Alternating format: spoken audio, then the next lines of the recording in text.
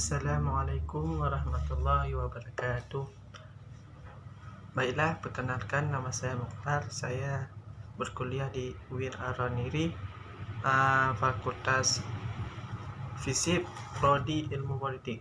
Saya di sini akan menjelaskan sedikit makalah yang saya buat tentang filsafat di masa zaman keemasan. Baiklah, kita akan menjelaskan sedikit apa itu latar belakang dari filsafat di zaman keemasan. Masa keemasan filsafat Yunani dimulai di Athena di bawah kepemimpinan Perikles.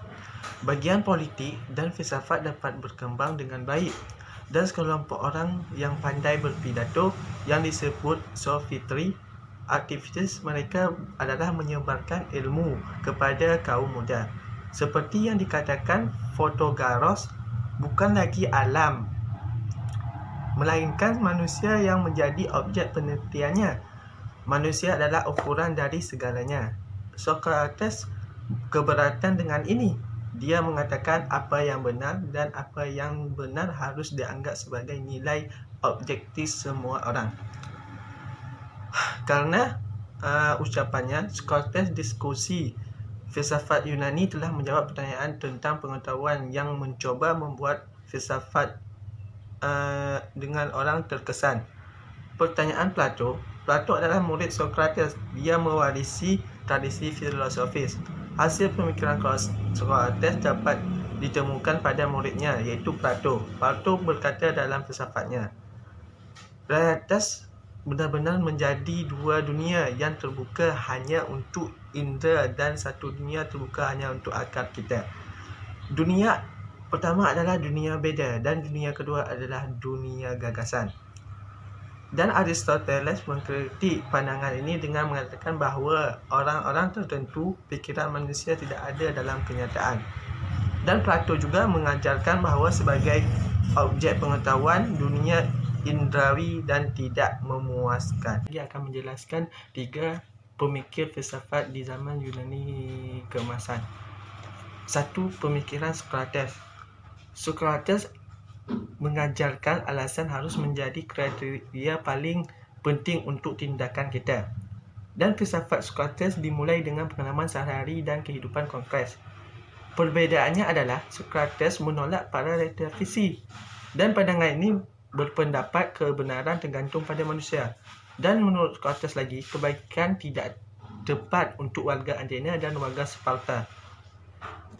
Item ini memiliki nilai yang sama untuk setiap orang, dan setiap orang harus memeliharanya. Dan pendirinya terkenal dengan pandangan bahawa kebijakan adalah pengetahuan, yang terkadang disebut etimologi etis. Oleh kerana itu, Socrates menciptakan etika yang baru berlaku untuk pada semua manusia. Pada saat yang sama, ilmu Socrates menemukan induksi dan memperkenalkan definisi umum. Kerana pandangan ini, Socrates mampu mengeksekusinya. Ialah pemikiran Plato. Plato mempercayai bahawa seluruh realitas tampaknya termasuklah satu dari dunia, termasuknya materi hadir ke indera. Harus diakui bahawa semua dia memperubahinya. Sekarang bagus untuk hari berikutnya.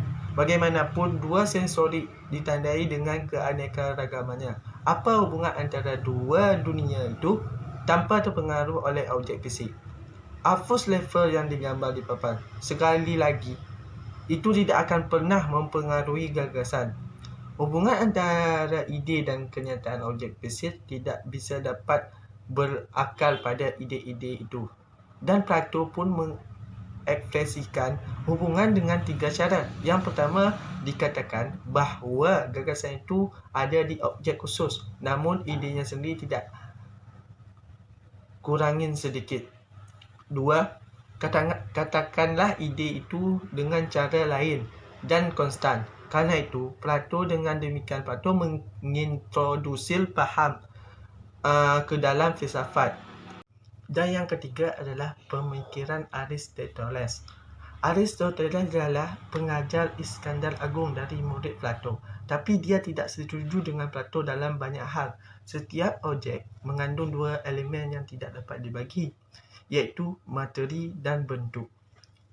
Bentuk dapat dibedakan dengan pemikiran Plato, tetapi dalam Aristoteles, ide-ide bukan lagi masalah materi. Materi tak terwujud, tidak ada.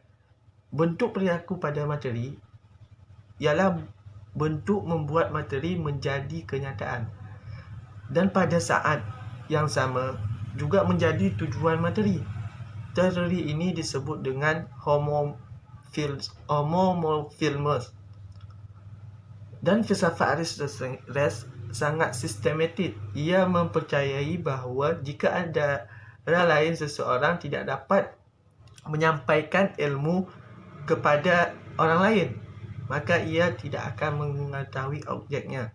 Dan Aristoteles pun tertarik pada berbagai pengetahuan, meskipun luas bidang pengetahuan itu sendiri. Dan Aristoteles pun mempercayai bahawa logika bukanlah ilmu yang mandiri, melainkan untuk mempersiapkan pemikiran ilmiah sebelum ilmu pengetahuan. Untuk pertama kalinya dalam sejarah, logika dideskripsikan secara sistematis. Tidak dapat dipungkiri bahawa logika Aristoteles berperan penting dalam sejarah pemikiran manusia. Tidaklah terlebih logika Aristoteles berperan penting dalam sejarah pemikiran manusia itu.